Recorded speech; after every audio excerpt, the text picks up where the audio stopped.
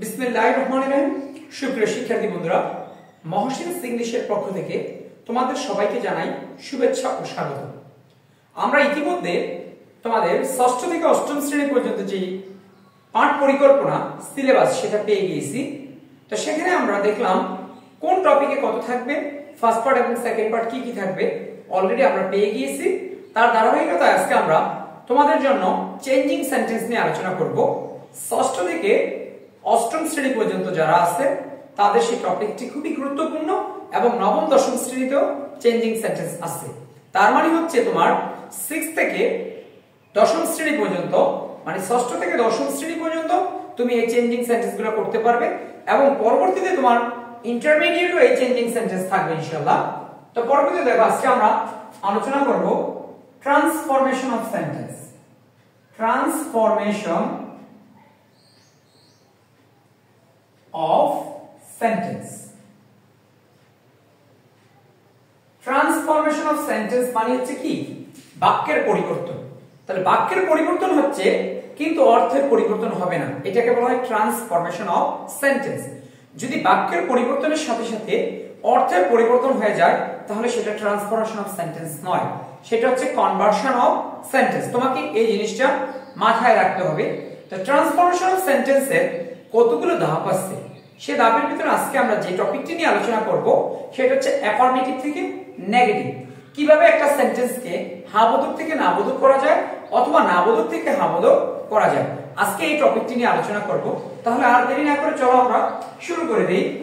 আমাদের transformation of সেন্টেন্সের অনেকগুলো নিয়ম কানুন আছে, সেখানে আমরা আজকে চেষ্টা করব সর্বোচ্চ যতটুকু নিয়ম একটি ভিডিওতে করা যায় তার জন্য চেষ্টা করব। দেখো আমাদের ট্রান্সফরমেশনের 1 নাম্বার যে রুলসটা সেটা আমরা বাচ্চাদেরকে শিখাই, সেটা হচ্ছে যদি কোনো সেন্টেন্সে এভরি অথবা এভরি বডি কথাটি উল্লেখ থাকে, যদি কোনো সেন্টেন্সে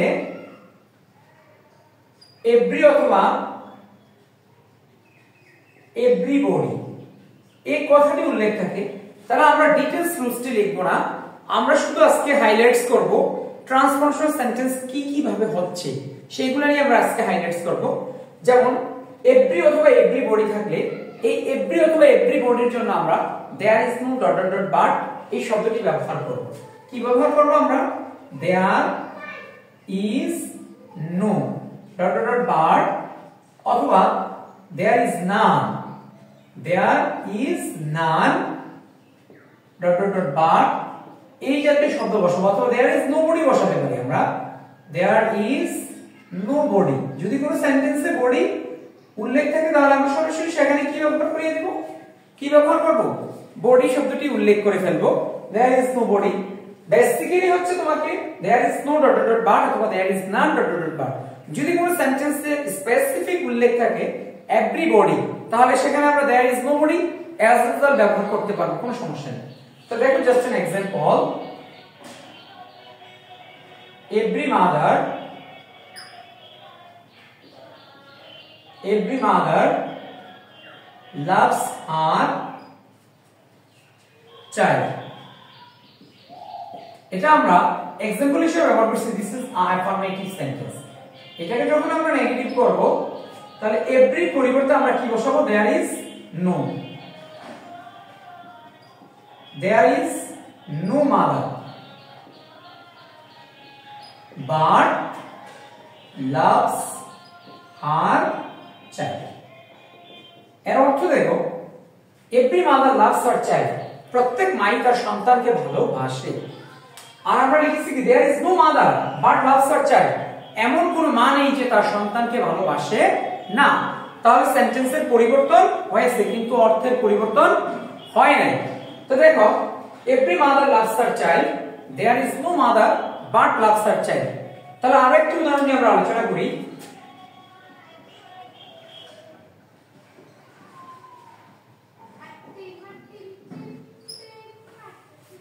Everybody wants to be happy। সবাই কি হতে চায়? সুখী হতে চায়। তাহলে এভরিবডির জন্য আমরা লিখে ফেলবো there is nobody but wishes এখানে ওয়ান্স দিয়েছি আমরা, তাহলে কি লিখবো ওয়ান্স।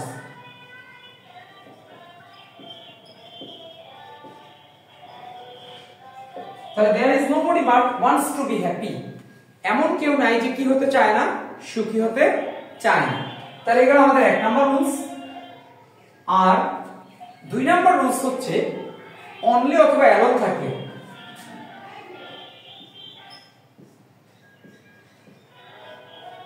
অনলি অথবা অ্যালোন থাকলে আমরা ব্যক্তির ক্ষেত্রে কি বসাবো, ব্যক্তির ক্ষেত্রে number,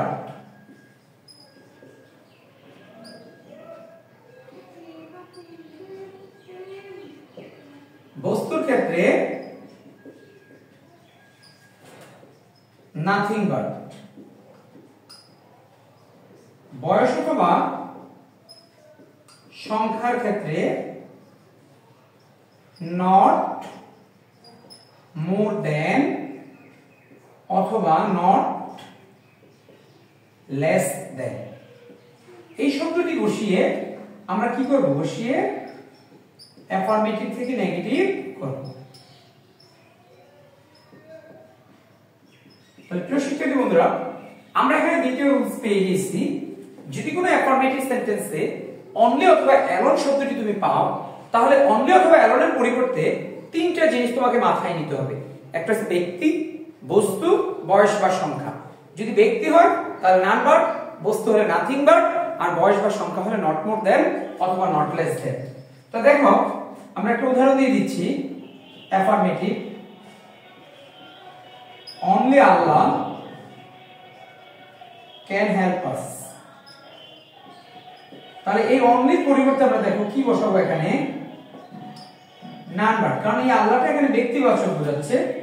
number Allah can help us, affirmative sentence. এরপর দেখো একটা ব্যক্তি দিলাম, এবার বস্তু দিলাম, এখন বস্তু দিচ্ছি he has only a few books. তাহলে এখানে আমরা নেগেটিভে কি করব, he has nothing but a few books. এগুলো কি বস্তু। এবার বয়স বা সংখ্যার ক্ষেত্রে আমরা বয়স বা সংখ্যার ক্ষেত্রে আরেকটু উদাহরণ দিচ্ছি। তা দেখো আমরা এখানে লিখে দেই, আমরা একটু এখানে মুছে নেই।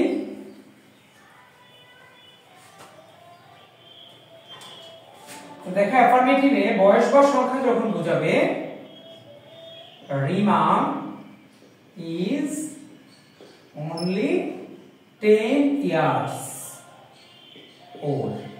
রিমার বয়স মাত্র কত, শুধুমাত্র 10 বছর। এখানে আমরা নেগেটিভ করে ফেলবো, তাহলে এটা কি সংখ্যা, 10 years old সংখ্যা। তো Rima is not more than 10 years old। আর হচ্ছে কি Rima is not less than 10 years old। তাহলে এর অর্থ কি, দেখো রিমার বয়স 10 এর বেশি না, রিমার বয়স 10 এর কম না। নট মোর দেন মানে কি কম নয়, নট মোর দেন বেশি না, আর নট লেস দেন কম না। তার মানে রিমার বয়স কত হলো, এই যে 10। তাহলে একটা বললাম আমরা বেশিও না, আর একটা বললাম কম না। তার মানে অর্থের পরিবর্তন হয়নি, কিন্তু সেন্টেন্সের পরিবর্তন হয়ে গেছে। এটাই হচ্ছে কি ট্রান্সফরমেশন অফ সেন্টেন্স। তাহলে প্রিয় শিক্ষার্থী বন্ধুরা, আমরা আজকের এই ভিডিওতে দুটি রুলস নিয়ে আলোচনা করলাম। একটা হচ্ছে এভরি অথবা এভরিবডি থাকলে, আর একটা হচ্ছে অনলি বা অ্যালোন থাকলে। ইনশাআল্লাহ পরবর্তীতে আমরা বাকি রুলসগুলো নিয়ে আলোচনা করব। তোমরা ভিডিওগুলো দেখতে থাকো এবং বন্ধুদের মাঝে শেয়ার করতে থাকো। আল্লাহ হাফেজ।